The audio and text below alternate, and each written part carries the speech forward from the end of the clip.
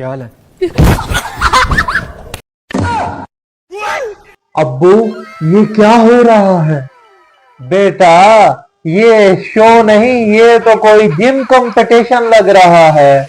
ये तो full shoulder left challenge हो गया। देखो बेटा, ये है असल मोहब्बत। शोहर ने बीवी को कांधे पर उठा लिया। अब्बू, ये मोहब्बत है या वेट लिफ्टिंग? बेटा, दोनों एक ही दिल उठता है और एक ही वजन। अब्बू, हम भी टीवी शो करें? नहीं बेटा, मैंने आखिरी बार गैस सिलेंडर उठाया था और तब से ही आज तक कमर सीधी नहीं हुई। तो फिर आप कैसे वायरल होंगे? मैं बीवी को नहीं, बिल्लों को उठाऊंगा। बेटा, आजकल वायरल होने के लिए कुछ ना कुछ उठाना पड़ता है। क्या मतलब?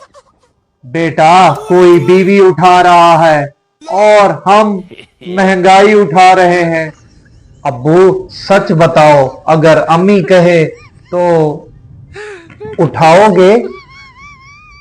बेटा, मैं घर से ही उठ जाऊंगा। अगर आप भी ऐसे शो देखकर शौक हुए हो तो लाइक सब्सक्राइब करो।